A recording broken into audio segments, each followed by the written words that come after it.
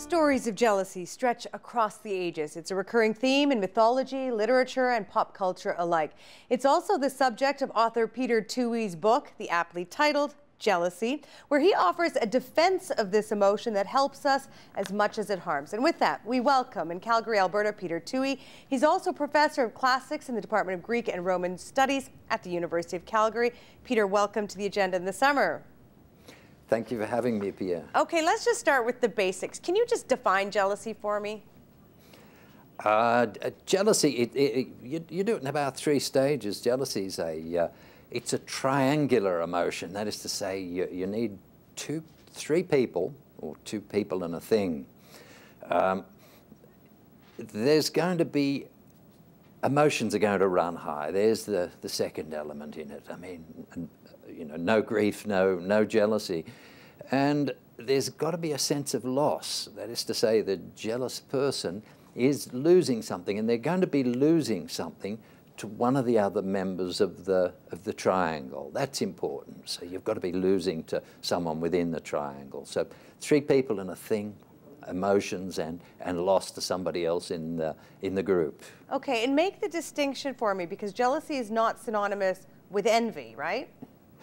Yeah, I think it's one of these awful things that you know, boffins like me make the distinction, but maybe real life's not as strong. But here's the way you would distinguish it in books and quite a lot of the time. You'd say that envy is all about a sense of gain, really. That, let's say, I know you pretty well and you've just bought an expensive car, and I'm just a simple academic. I can't afford an expensive car, so I'm envious of you. Now that envy is nothing to do with a sense of loss on my part, it's gain. I'd like to have a car like that as well. So that's usually how envy is understood. So jealousy, loss, envy, gain.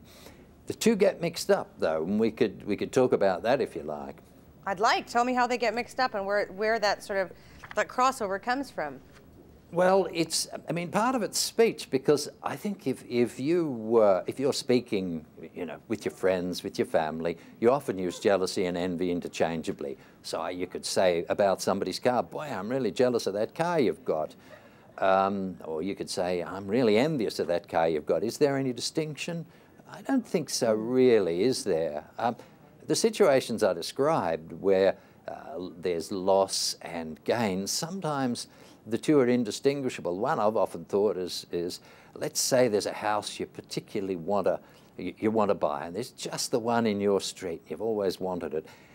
Your neighbour gets it, and well, you know the neighbour's going to stay there for the next who knows how many years. So there's a sense of loss in that. You didn't get the house, but there's also a sense of envy that you would like the house too. So can you distinguish envy and jealousy there? I wouldn't think so.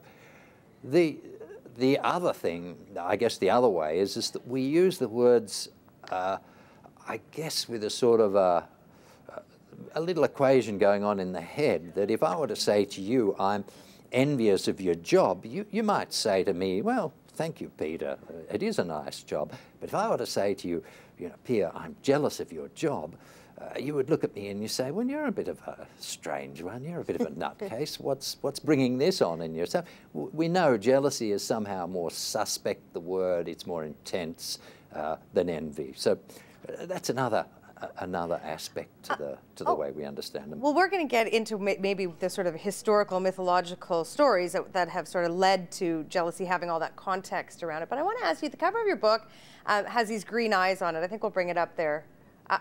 Am I right in assuming that that is a reference to the green-eyed monster that we call jealousy? Where does that all come from? Well, that all comes from Shakespeare. It's the green-eyed monster is jealousy in Shakespeare, and that's pretty much where the whole imagery of green and jealousy kicks in. I don't think there's much evidence of green being the jealous colour before that. In the Middle Ages, it's yellow, and it's linked with marigolds, and it still is in some people's minds. So I think there's nothing in the colour. It's just Shakespeare's been so influential that he's sort of forced something onto us, you know, a concept of jealousy being green in some way or another. All right, I want to bring up a painting. This is a painting by Munch, 19th century. There it is for our audience to see. It is titled, this painting, Jealousy. Peter Toohey, what does this painting tell us about the nature of jealousy? That one's all about sexual jealousy, isn't it? And it's easy when you talk about jealousy to just concentrate on that. But jealousy takes in a lot more than just sex, but that one is about sex. So the characters in the picture, the person at the very front is a man called Stanislav. Oh boy, it's a very tough word for an Australian mouth to say. It's a Polish name. It's Przybszewski. Oh, I do hope I've got it right, and I'm not offending Poles, but you know, I tried. He's a good friend of Munch. He's the man seated in the front with the small beard. If you look to the very back at the back of the picture, you've got there his wife, whose name is Dagny Jewel, and she's in an embrace or implying a relationship with the man next to her, who is the painter, Munch himself. And he had a relationship with her. She was married to the man at the very front of the picture. You'll notice I'm avoiding saying that word again, but at any rate, he's having a relationship with her soon after. You can see the symbolism because you can see it in colour. You can see the green blobs down the right and the left-hand walls. To the rear, you've got the symbolism of the Garden of Eden, don't you? That you've got the tree with the red apples on it, with Dagny reaching up to take one. And she, of course, is her gown's open so that you can see her nakedness. So, hence the sexual theme in it. So there you've got it all. Feelings running high. The man in the front's looking bug-eyed and unhappy. You've got the triangle, you've got the sense of loss. That must be what his picture's getting at. And the utter duplicity of the painter. You can't say much else. He's painting his little triumph over his friend. The artistic representation of jealousy there. And Peter, we've talked, a little bit about, okay, well, we see jealousy everywhere. Literature, art, pop culture. Scientifically, let's talk about that. I mean, is there an evolutionary basis for jealousy? When you looked into this emotion, how far did it go back? Well, jealousy is an emotion, and emotions are constants in humans, aren't they? That you wouldn't say of anger that there's maybe more anger now than there was in the caveman era. This anger simply is, and some people control it better than others, and maybe some societies control it better than others. But it's a constant, and it has a purpose in human life. Someone's threatening your children or your possessions. You'll become angry with them. It's a good thing there, isn't it? If the anger goes too far, it becomes a dangerous and harmful thing. And it's the same with jealousy. That jealousy is inbuilt, if you like. It's an evolutionary drive that exists in men and in women to cement, in the simplest of senses, to cement relationships. That, as is often said, that at least by evolutionary psychologists, we're receptacles that carry these genes who have a desire for expression, and anything that gets in the way of that is going to produce hostility, in men particularly. So that jealousy then is used as a means, particularly with men, for what? Sustaining the faithfulness of their partner, because really no man can be totally sure unless he's had a DNA test that the children are his own. It works then in the evolutionary sense with men insisting on fidelity for women. This is what the psychologists would say. In terms of women who are much more sure of their, you can't say, of the maternity of their own link to the child, it seems to work out in a different way, that they're less concerned, so the evolutionary psychologists will say, with sexual fidelity so much as emotional fidelity, so that they want the man there to protect them and to protect the child, because we have such a long period of raising children for human beings, that is to say. So I guess this changes a little, does it not, as society changes, as you need to be less angry to guarantee your partner's attention, whether you're a male or a female. But it's latent there, it must be. It's built into humans. There are other aspects to jealousy which we can talk about, which counter this, but that's in its most simple sense, that's what it means. Well, let me ask about this, because we talked about you know, jealousy exhibiting itself differently between men and women, but what about children? Do they What about children? Yeah. Can they exhibit jealousy? I mean, is it an evolutionary basis for children having jealousy? I think it's, here's where you begin to get into arguments that some psychologists will say if it's not sexual, it's envy, but I think that's semantics. It's like pushing too hard for a distinction between jealousy and envy that we talked about at the beginning.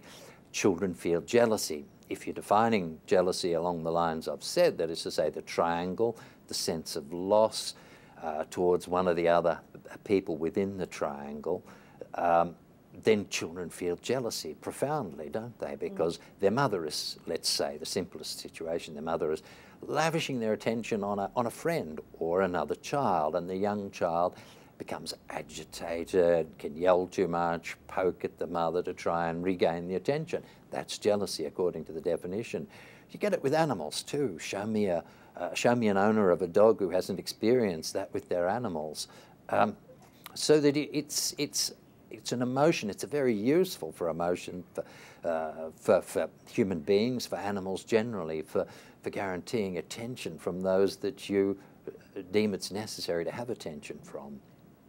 You know, as we talk about the evolutionary basis for this emotion, I was sort of thinking about the cultural trope, at least, that I think anyway, in Western societies, we sort of attach jealousy to being an emotion that women exhibit more than men. And I want to talk to you about sort of that cultural element of all that. To what extent is jealousy a culturally based emotion? If you're talking about emotions, you can't really say that an emotion is culturally based. It's based within human beings, and it exists to give us an evolutionary leg up. It's designed to try and protect and benefit people. It can get out of control, but it's still there to benefit.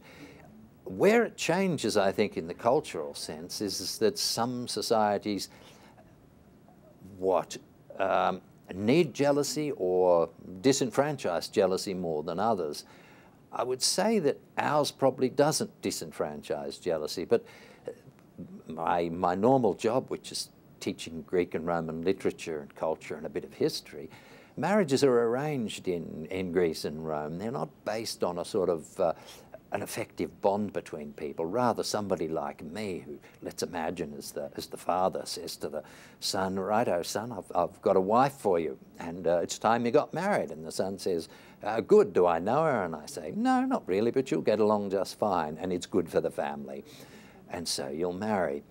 So the element of choice is removed, and the element of romantic love's removed. So if a marriage like that comes adrift fairly soon, let's say in the first year or the first 2 years, the emotional loss has got to be less extreme. There's not so much need for jealousy in a case like this as there is in a society like ours that bases that puts the basis of marriage firmly on romantic love.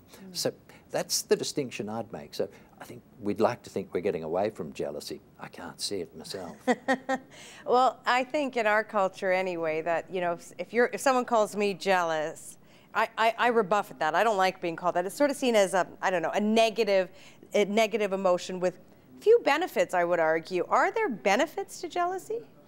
Yes, there are, and I think we've been talking about some of them. That it's a way of in romantic relationships, that it's a way of not guaranteeing, but way of encouraging fidelity, and people use that with one another in romantic situations all the time. But if we take jealousy a step further and say that, well, let's substitute a thing for the third person, then jealousy could exist within the workplace, for example. There's a particular job you'd like, that you know you deserve, that you're qualified for, and you're absolutely right on this.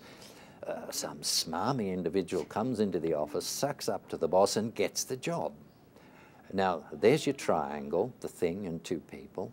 Feelings are running high and you've lost out to another person. And in this case, unjustifiably. Are you feeling jealousy? I'd say, yes, you are. Let's not go inventing whole new terms, I think, for the emotion. We've got something that covers both the workplace and sex. Now, in that case, I think the jealousy is perfectly reasonable. You're feeling so agitated and angry, you go to your boss and say, listen here, what's going on? That job I deserved, and you've given it to somebody else just because they've sucked up to you. And the boss might be reasonable to say, you're right, let's talk about this. Jealousy the jealous reaction produced there is one means of agitating for fairness in the workplace, in human relations. So there it's a very useful thing. We wouldn't call it jealousy there because we have a pretty toxic relationship with the word, just along the lines you've said, but I don't see very much difference between that and the romantic situation. Well, that's what I wanted to ask you about, because as you talk about that example, let's stick with it, the going into the boss office. If that happened to me, and I think almost everyone else, you would never walk in and say to the boss, I'm jealous because the smarmy individual got the job. We don't use that term. It's so distasteful. It's something that we don't want to self-identify with anyway. Why do we consider it such a bad word or a bad thing? It's perhaps because of the relationship with sexual jealousy, and we notice it in sexual relationships when it goes crazy and when violence occurs, when one or the other partner becomes excessively possessive, and we don't want to feel that. And also, it doesn't help that St. Paul in the Bible denounces the emotion. Now, maybe if he'd said jealousy's okay, but just keep a lid on it, we'd be all right with it. But maybe we could shift it from jealousy just momentarily to anger, because it's such a useful one. I don't think you'd like to be described as an angry person, would you? Yet anger is a useful emotion, and we all use it to control others, to protect those that we think need protecting. But am I right that you would hate it if I told you you're a very angry person, Pia? Yes, I've told that from time to time. I don't like it. But it would. I think the problem here is the bulk of emotions that we feel are said to be toxic because we always look at them in their extremes. Boredom, that I wrote a book on, I mean, it's a terribly difficult thing for people to own up to. If I were to say to you, I get bored an enormous amount, you'd say, well, you're a lazy person, aren't you? So you always deny it. Every time anyone talks to me about jealousy, they say, at the end, you know, as the kick, they say, are you a jealous person? and you have to say them, you know, if I were to tell you I'm a really jealous person, you wouldn't air this broadcast. I mean, you know. We might. You never know. You know, you've written books about other emotions, and you referenced just their boredom.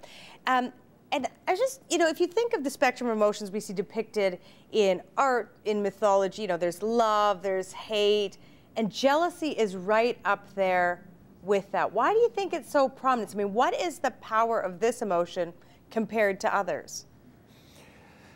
I think, in part, there are lots of books about any strong emotions. There really are. There's lots of books about boredom, about anger, about hate, and so on. We're very interested in any emotion when it goes to an extreme. I guess we're especially interested in jealousy because of the sexual side. The basis for the novel, say what you will, but it is love, really. I mean, when the novel not came into being, but it flowered a bit in the Greek and Roman world, they were novels essentially about love. So that whatever it is, we're concerned with this emotion a lot. And when it goes wrong, when it goes most wrong, it seems to be through the incursion of jealousy. So I think that's one of the reasons that... and I suppose the consequences of that loss are so big that this emotion has such power. It does indeed. It does indeed. It affects your sense of self-worth. It affects, well, the sense of loss of losing somebody you do love is overpowering for people. And I think too, and it took me a long time to get through to this, but if people will talk about this sort of thing to you, which they very seldom do, you have to read books about it. Who's going to tell you how they felt when they're jealous? But it's not getting the partner back that people talk about. It's getting over the pain. And that sounds very schmaltzy, but really the pain is what it's about. Take this pain away from me. And it's an acute pain, and it lives on. So I think that's another one of the reasons why we're so concerned with it. I want to continue on a conversation about how jealousy is represented in art and culture and entertainment. We're going to play a little clip. This is from the movie Her, Spike Jonze's movie Her. This movie's premise is about a man who falls in love, well, with a robot essentially, his operating system. Take a look at this. I love you so much, but this is where I am now, and this is who I am now, and I need you to let me go. As much as I want to, I can't live in your book anymore. Where are you going? It'd be hard to explain. But if you ever get there, come find me. Nothing would ever pull us apart. I've never loved anyone the way I love you. Me too. Now we know how. All right, Peter Toohey. Showing that clip sort of leads me to this question. Can jealousies evolve? I doubt it, but maybe our opportunities for being jealous are becoming more multitudinous. What with the net and so on. You know, I often ask my students. You know, this is a large class, like 86. I figure that's pretty large, and I'll say to them, is it true that you're more inclined to hook up on the net now than when you go to the food hall or to the bar of a Friday night at the university? And they'll all nod, and I get them to vote on it. It's so interesting, and I usually get about a 75% yes. It's the internet now, so the situation's very similar to Spike Jonze one, isn't it? What can you say? I mean, the opportunities then have expanded, have they not? And I must say, I stand there, and being an older person, as it were, I say, why can't you just look to the left or to the right instead of, you know? And I've said that to them, and you know, I get 86 looks of withering contempt. Because no one's, the guys standing next to the left or the right are looking at their phone anyway. That's why, Peter. You know, they don't look at phones in class anymore, and I don't know why it is. You know, I'd like to say they're riveted by me, but they're not. That's a good topic for your next book. So have we changed? I don't think so. I think it's rather the opportunities are a little bit different, and that's seen as serious as funny, isn't it? I think that's the thing with films like that. You forget to laugh. I want to play one more film clip. This is it's from that Kate Winslet movie, The Eternal Sunshine of the Spotless Mind. Jim Carrey is in it as well. There are a couple that undergoes a procedure so that each erases their other memories. We've talked a little bit about what I want to pick up from this clip, but let's watch it and I'll get back to you in a sec, Peter. Clem, let me drive you home. Get out of my face! Look at it out here. It's all falling apart. I'm erasing you and I'm happy. You did it to me first. I can't believe you did this to me. Clem, can you hear me? By morning, you'll be gone. The perfect ending to this piece of story. Peter, I know you've laid out some of the reasons why jealousy can be beneficial, but given that it is an emotion that causes such enormous pain, is it something that we should try and overcome? I never want to be a jealous person. I want to try and get past that and be a quote-unquote better person. It'd be good, wouldn't it? You know, if you could put some electrodes in your ears when you go to bed at night and wake up cured, how good would that be? Maybe it's like that anyway. It just takes 6 months or something like that, and then you wake up one morning and the pain's gone and the memory's almost erased.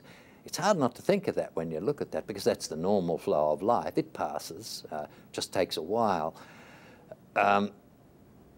Would it be a good thing to remove emotions in this way?